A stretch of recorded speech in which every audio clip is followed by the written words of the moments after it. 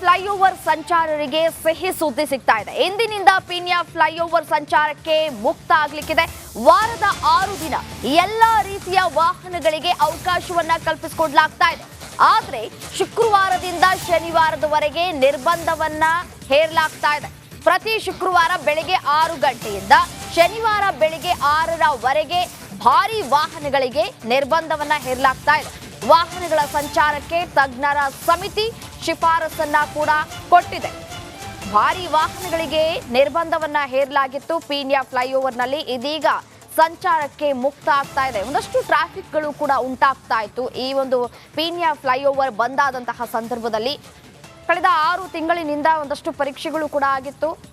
ಯಾವಾಗ ಏನು ದೊಡ್ಡ ದೊಡ್ಡ ವಾಹನಗಳಿಗೆ ಇಲ್ಲಿ ಅವಕಾಶವನ್ನ ಕಲ್ಪಿಸಿಕೊಡ್ಲಾಗತ್ತೆ ಅನ್ನುವಂತಹ ಪ್ರಶ್ನೆಗಳು ಕೂಡ ಜನಸಾಮಾನ್ಯರು ಕೂಡ ಮಾಡ್ತಾ ಇದ್ರು. ಅದರಂತೆಯೇ ಇದೀಗ ಸಿಹಿ ಸುದ್ದಿ ಸಿಗ್ತಾ ಇದೆ. ಇಂದಿನಿಂದ ಪೀಣ್ಯ ಫ್ಲೈಓವರ್ ಮೇಲೆ ಭಾರಿ ವಾಹನಗಳ ಓಡಾಟಕ್ಕೆ ಅವಕಾಶವನ್ನ ಕಲ್ಪಿಸಿಕೊಡ್ಲಾಗ್ತಾ ಇದೆ. ಶನಿವಾರ ಬೆಳಗ್ಗೆ 6ರವರೆಗೆ ಭಾರಿ ವಾಹನಗಳಿಗೆ ನಿರ್ಬಂಧವನ್ನ ಕೂಡ ಹೇರಲಾಗುತ್ತೆ. ಅಂದ್ರೆ ಶುಕ್ರವಾರ ಸಂಜೆಯಿಂದ ಹಿಡಿದು ಬೆಳಗ್ಗೆ 6 ಗಂಟೆಯವರೆಗೆ.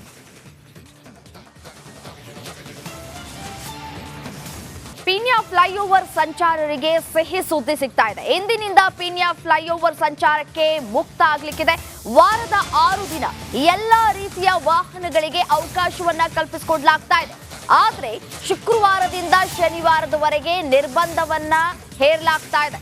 ಪ್ರತಿ ಶುಕ್ರವಾರ ಬೆಳಗ್ಗೆ 6 ಗಂಟೆಯಿಂದ ಶನಿವಾರ ಬೆಳಗ್ಗೆ 6ರವರೆಗೆ ಭಾರಿ ವಾಹನಗಳಿಗೆ ನಿರ್ಬಂಧವನ್ನ ಹೇರಲಾಗ್ತಾ ಇದೆ. ವಾಹನಗಳ ಸಂಚಾರಕ್ಕೆ ತಜ್ಞರ ಸಮಿತಿ ಶಿಫಾರಸನ್ನ ಕೂಡ ಕೊಟ್ಟಿದೆ. ಭಾರಿ ವಾಹನಗಳಿಗೆ ನಿರ್ಬಂಧವನ್ನ ಹೇರಲಾಗಿತ್ತು. ಪೀಣ್ಯ ಫ್ಲೈಓವರ್ನಲ್ಲಿ ಇದೀಗ ಸಂಚಾರಕ್ಕೆ ಮುಕ್ತ ಆಗ್ತಾ ಇದೆ. ಒಂದಷ್ಟು ಟ್ರಾಫಿಕ್ಗಳು ಕೂಡ ಉಂಟಾಗ್ತಾ ಇತ್ತು. ಈ ಒಂದು ಪೀಣ್ಯ ಫ್ಲೈಓವರ್ ಬಂದಾದಂತಹ ಸಂದರ್ಭದಲ್ಲಿ ಕಳೆದ 6 ತಿಂಗಳಿನಿಂದ ಒಂದಷ್ಟು ಪರೀಕ್ಷೆಗಳು ಕೂಡ ಆಗಿತ್ತು.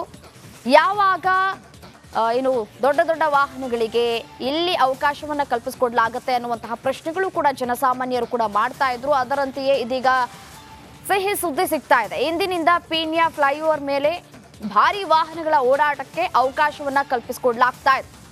ಶನಿವಾರ ಬೆಳಗ್ಗೆ 6ರವರೆಗೆ ಭಾರಿ ವಾಹನಗಳಿಗೆ ನಿರ್ಬಂಧವನ್ನ ಕೂಡ ಹೇರಲಾಗುತ್ತೆ. ಅಂದ್ರೆ ಶುಕ್ರವಾರ ಸಂಜೆಯಿಂದ ಹಿಡಿದು ಬೆಳಗ್ಗೆ 6 ಗಂಟೆಯವರೆಗೆ.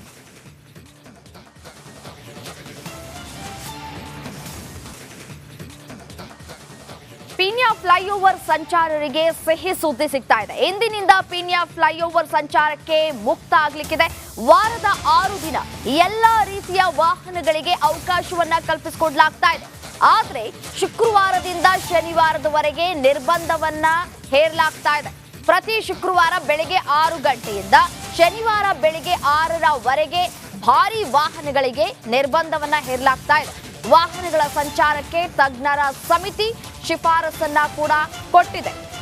ಭಾರಿ ವಾಹನಗಳಿಗೆ ನಿರ್ಬಂಧವನ್ನ ಹೇರಲಾಗಿತ್ತು. ಪೀಣ್ಯ ಫ್ಲೈಓವರ್ನಲ್ಲಿ ಇದೀಗ ಸಂಚಾರಕ್ಕೆ ಮುಕ್ತ ಆಗ್ತಾ ಇದೆ. ಒಂದಷ್ಟು ಟ್ರಾಫಿಕ್ಗಳು ಕೂಡ ಉಂಟಾಗ್ತಾ ಇತ್ತು. ಈ ಒಂದು ಪೀಣ್ಯ ಫ್ಲೈಓವರ್ ಬಂದಾದಂತಹ ಸಂದರ್ಭದಲ್ಲಿ ಕಳೆದ 6 ತಿಂಗಳಿನಿಂದ ಒಂದಷ್ಟು ಪರೀಕ್ಷೆಗಳು ಕೂಡ ಆಗಿತ್ತು.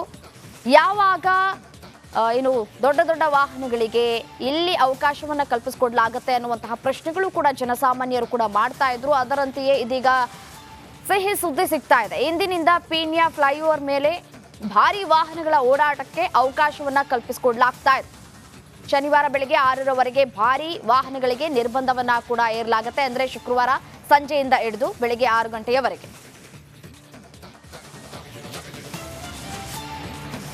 ಉದಾ ಹಗರಣ ವಿರುದ್ಧ ದೋಸ್ತಿ ರಣಕಹಳಿಯನ್ನ ಮೊಳಗಿಸೋದಕ್ಕೆ ಒಂದ್ ಕಡೆ ಸಭೆಯನ್ನ ಕೂಡ ಕರೆದಿತ್ತು. ಬೃಹತ್ ಹೋರಾಟಕ್ಕೆ ಇದೀಗ ಬಿಜೆಪಿ ಜೆಡಿಎಸ್ ಸಜ್ಜಾಗಿದೆ.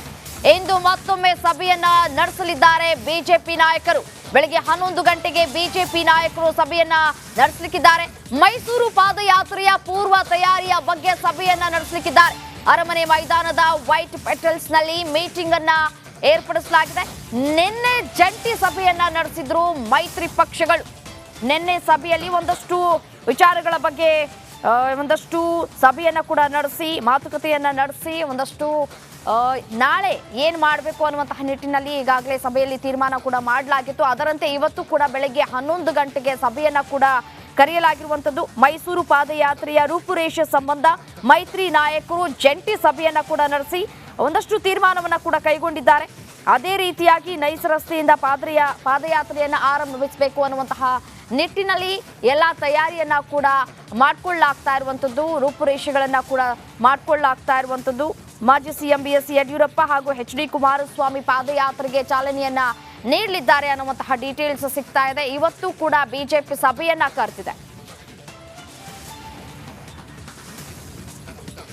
ಹಗರಣ ವಿರುದ್ಧ ದೋಸ್ತಿ ರಣಕಹಳಿಯನ್ನ ಮೊಳಗಿಸೋದಕ್ಕೆ ಒಂದ್ ಕಡೆ ಸಭೆಯನ್ನ ಕೂಡ ಕರೆದಿತ್ತು. ಬೃಹತ್ ಹೋರಾಟಕ್ಕೆ ಇದೀಗ ಬಿಜೆಪಿ JDS ಸಜ್ಜಾಗಿದೆ.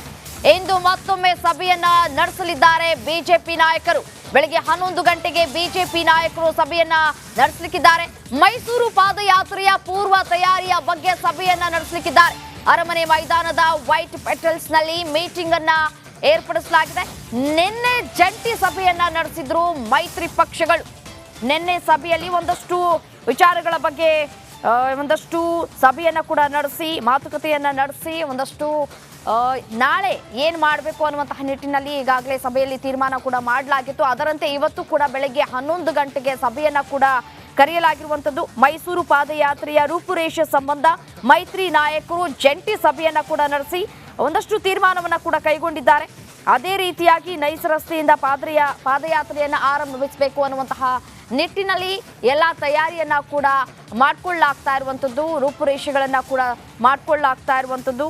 ಮಾಜಿ ಸಿಎಂ BS ಯಡಿಯೂರಪ್ಪ ಹಾಗೂ HD ಕುಮಾರಸ್ವಾಮಿ ಪಾದಯಾತ್ರೆಗೆ ಚಾಲನೆಯನ್ನ ನೀಡಲಿದ್ದಾರೆ ಅನ್ನುವಂತಹ ಡೀಟೇಲ್ಸ್ ಸಿಗ್ತಾ ಇದೆ. ಇವತ್ತು ಕೂಡ ಬಿಜೆಪಿ ಸಭೆಯನ್ನ ಕರೆದಿದೆ.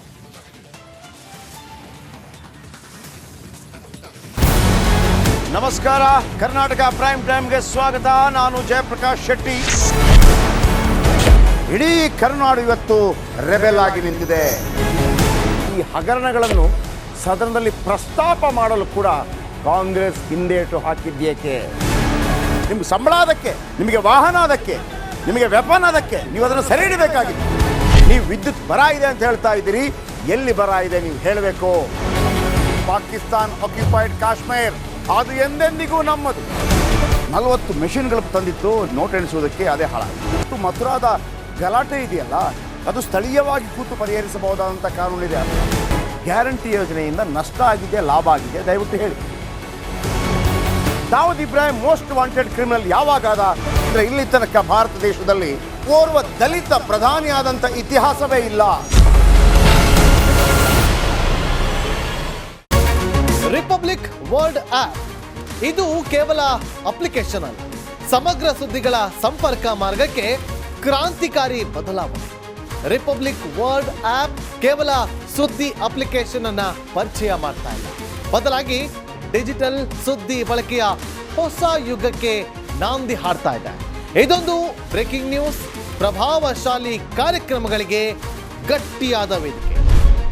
ರಿಪಬ್ಲಿಕ್ ವರ್ಲ್ಡ್ ಅಪ್ಲಿಕೇಶನ್ ಈಗ ಲೈವ್ ಆಗಿದೆ. ಗೂಗಲ್ ಪ್ಲೇ ಸ್ಟೋರ್ ಮತ್ತು ಆಪಲ್ ಆಪ್ ಸ್ಟೋರ್ ಎರಡರಲ್ಲೂ ಲಭ್ಯವಿದೆ. ಈಗಲೇ ಡೌನ್ಲೋಡ್ ಮಾಡಿ.